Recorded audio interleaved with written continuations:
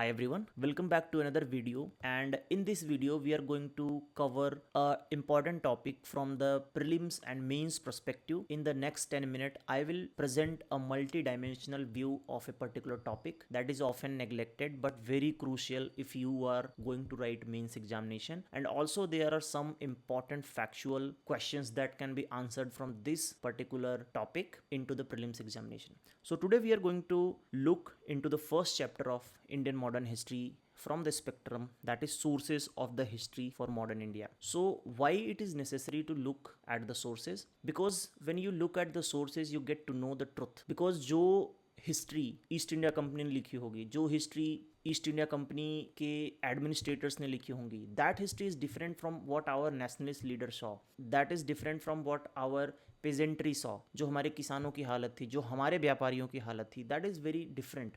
So when we look at different sources when we are trying to read the history, it gives us a lot of different perspective. Tribals के अलग perspective रहे होंगे, nationalist leader के अलग रहे होंगे, socialist leader के अलग रहे होंगे, मार्क्सिस्ट लीडर के अलग रहे होंगे, और जो हमारे फोर फादर्स रहे हैं, जो हमारे कम्युनल लीडर्स रहे हैं जैसे मोहम्मद अली जिन्ना, उनके व्यूज़ अलग रहे होंगे. सो इस तरह से when we go through different materials to construct and deconstruct the history, we get to know a lot about the history. History is obviously about the past, and there are chronology of events, one event after another, that shapes our history. ठीक है. So when we look for the sources, there are various sources that we can look into. जैसे कि अपने archival materials मतलब जो पुराने ज़माने की डॉक्यूमेंट्स हैं which are now stored in somewhere, let's say in some library, कहीं कहीं संग्रहालय में, कहीं कहीं किसी एग्जीबिशंस में रखे हुए हैं, तो उनको हम देख के हिस्ट्री को कंस्ट्रक्ट एंड डीकंस्ट्रक्ट कर सकते हैं. तो जो हमारी एडमिन, लीगल, कमर्शियल डॉक्यूमेंट्स हैं जो कि गवर्नमेंट ने बनाए हैं, ठीक है, सो उससे उनकी उस समय की साइकोलॉजी पता चलती है कि वो इंडियन सोसाइटी को कैसे देखते हैं. वो इंडिया को एज ए मार्केट देखते हैं, एज ए चीप लेबर देखते हैं, एज ए एक्सपोर्ट हब देखते हैं, एज ए इम्पोर्ट मार्केट देखते हैं. तो ये सब उनकी साइकोलॉजी पता चलती है. उस समय उनका क्या विज़न था. जैसे कि ईस्ट इंडिया कंपनी का सबसे पहले तो वो ट्रेड करने आए थे, फिर दे बिकम गवर्निंग बॉडी, है ना, जब उनको दीवानी राइट्स मिल गए बंगाल के. Then they became rulers, they started exploiting India as a market and exporter of the cheap labour and raw materials. तो इससे उनका विज़न पता चलता है. और उस समय के हमें सोशियो इकोनॉमिक कंडीशंस पता चलती हैं कि जैसे हमारे फ्री ट्रेड्स हो रहे थे, उससे हमारी इंडियन इंडस्ट्री बर्बाद हो रही थी. ठीक है. सो इस तरह से जब हम गवर्नमेंट के डॉक्यूमेंट्स को देखते हैं तो उनका हमें पता चलता है. ठीक है. तो आर्काइवल मटेरियल्स में बहुत तरह की चीज़ें हो सकती हैं. कुछ सेंट्रल गवर्नमेंट के, तो सेंट्रल गवर्नमेंट के जो मेन पार्ट थे वो कौन कौन से थे, जैसे रेवेन्यू हो गया, मिलिट्री हो गया, एजुकेशन हो गया, जो लेटर के एक्सचेंज हुए होंगे between Indian and Britishers government bodies, और विद इन द इंडियन जो उनकी 3 प्रेसिडेंसीज थे, उससे भी बहुत कुछ पता चलता है. ठीक है. जुडिशियल प्रोसीडिंग्स, जो उस समय कोर्ट में जिस तरह के मामला आता था, जिस तरह के सोशियो इकोनॉमिक और पॉलिटिकल मुद्दे होते थे, जो झगड़े होते, जो लड़ाइयाँ होती थी, उससे भी सोशियो इकोनॉमिक पॉलिटिकल लैंडस्केप का पता चलता है. ठीक है. कॉन्स्टिट्यूशनल रिफॉर्म्स जो हुए, जो बहुत सारे, जैसे कि मॉन्टेगू चेम्सफोर्ड रिफॉर्म, उसके बाद चार्टर एक्ट बहुत सारे आए, उसके बाद गवर्नमेंट ऑफ इंडिया एक्ट 1858, फिर 1919, फिर 1935. इस तरह से जो हम डॉक्यूमेंट्स पढ़ते हैं तो हमें विज़न क्लियर होता है कि हिस्ट्री एक्चुअली में प्रोसीड कैसे हुई. ठीक है. सेम होगा हमारे स्टेट गवर्नमेंट में, जो प्रोविंसेस थे, प्रिंसली स्टेट्स थे.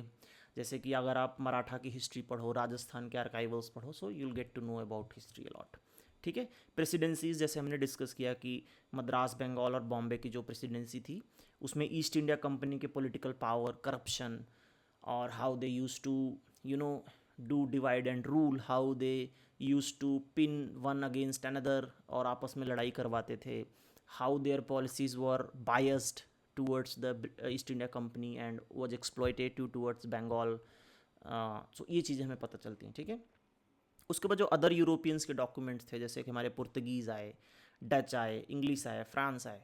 सो जैसे कि पुर्तगीज़ का मेन हब था गोवा में, तो जो गोवा के लाइब्रेरीज़ होंगी, जो गोवा के पास डॉक्यूमेंट्स होंगे, they can give us the socio religious landscape of that time, जैसे कि उस समय पुर्तगीज़ जो थे वो बहुत सारा फोर्स्ड कन्वर्जन कराते थे, जो क्रिश्चियन मिशनरीज आते थे।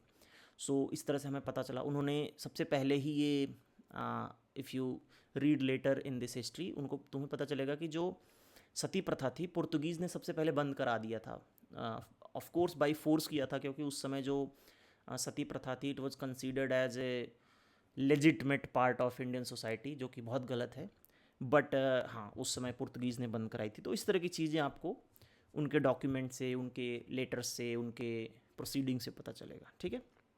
Calcutta high court, supreme court जो बाद में सेटअप हुए, they had the minutes of the meetings. Minutes मतलब कि मीटिंग के बाद जो एक समरी निकलती है, ठीक है। उसके बाद उनकी जो प्रोसीडिंग्स के डॉक्यूमेंट्स होते हैं कि जज ने क्या बोला, फिर वकील ए ने क्या बोला, वकील बी ने क्या बोला। तो इस तरह से जब आप एक कॉन्वर्सेशन एनालिसिस करते हो तो भी आपको हिस्ट्री के बारे में पता चलता है। ठीक है। तो उससे socio economic condition of society can be judged. ठीक है। जो उसके बाद पब्लिश्ड हुए थे, जैसे पार्लियामेंट्री प्रोसीडिंग्स हो गए, बहुत सारे कॉन्स्टिट्यूशनल रिफॉर्म्स आए, चार्टर एक्ट्स आए।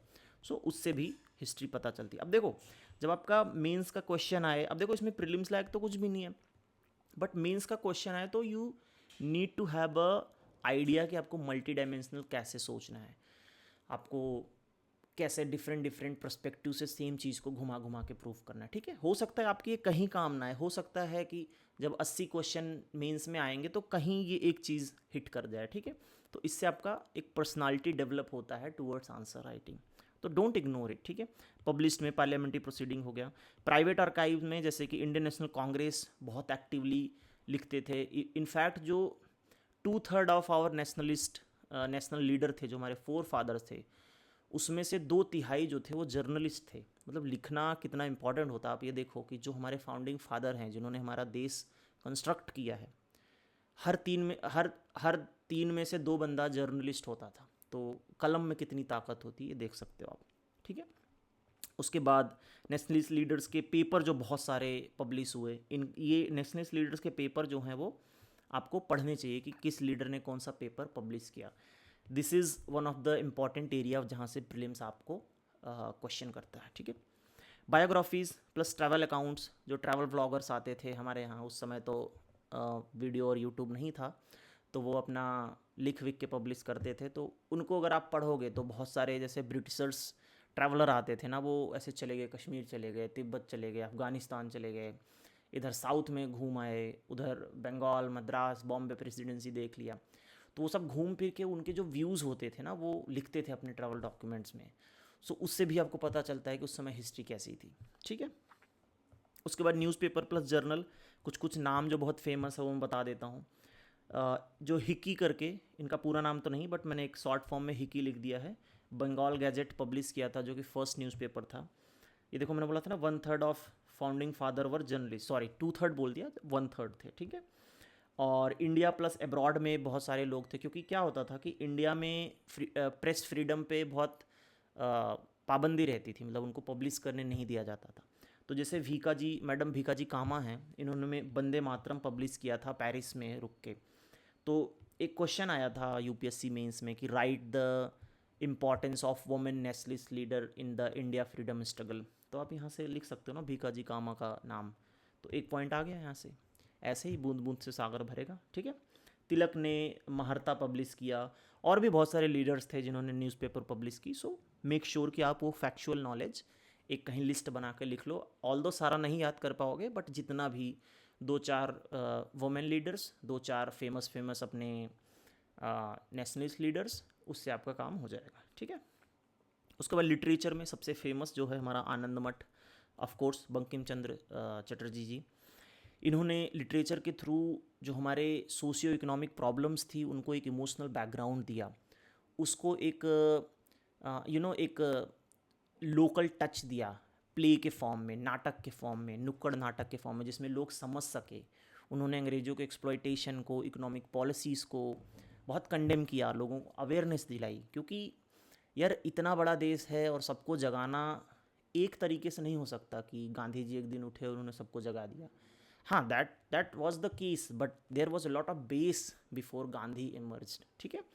सो पेंटिंग्स जो हैं वो, पटना कलाम करके एक पेंटिंग की स्कूल फेमस हुई जिसको ईस्ट इंडिया कंपनी पैट्रोनाइज करती थी, ठीक है। बट इसने सिर्फ वर्ल्ड व्यू ऑफ ब्रिटिशर्स दिखाया। ऑफ कोर्स जो कंपनी जिसको अब इसमें लिख लेते हैं हम थोड़ा सा, EIC पैट्रोनेज, ठीक है। सो ऑफ कोर्स है कि जिसका खाना उसका गाना। अगर ये पटना कलाम जो पेंटिंग स्कूल है, if it is sponsored by east India company, so they will reflect there view. तो क्या हुआ था कि 1857 में जब रिवोल्ट हुआ हमारा, तो उन्होंने इसको टेररिज्म का फॉर्म दे दिया। उन्होंने बताया कि टेररिस्ट अटैक है। तो उन्होंने ऐसे बहुत सारी पिक्चर्स दिखाई जिसमें कि इंडियंस जो हैं वो घेर के खड़े हैं बहुत सारी औरतों और बच्चों को, और उधर से इंग्लिश सिपाही आ रहे हैं उनको रेस्क्यू करने के लिए। तो उन्होंने एक अलग ही पिक्चर प्रेजेंट कर दिया ताकि लंदन के लोग या ब्रिटेन के लोग इसको सही मान के उनका और सपोर्ट करें। तो इस तरह से परसेप्शन मैनिपुलेशन के लिए पेंटिंग यूज़ की गई by the Britishers. So this also shows the two side view of the history, ठीक है। उसके बाद में नेशनलिस्ट पेंटर आए जैसे कि राजा रवि वर्मा, नंदलाल बोस। इन्होंने नेशनलिस्ट सेंटीमेंट को पिक्चर्स के थ्रू पोर्ट्रे करके अवेयरनेस जगाने की कोशिश करी। So this was all about the history and sources of the history, how we construct and deconstruct the history. So I hope आपको समझ आया होगा, मज़ा आया होगा। So in almost 10 minutes we covered one chapter of spectrum. In next video I will be talking about approaches to read the history of modern India. And till then, keep revising and don't ignore small stuff. If you have decided that your basic source is spectrum for the modern India, then complete it from end to end. Okay, you will gain a lot of confidence. See you in the next video. Bye.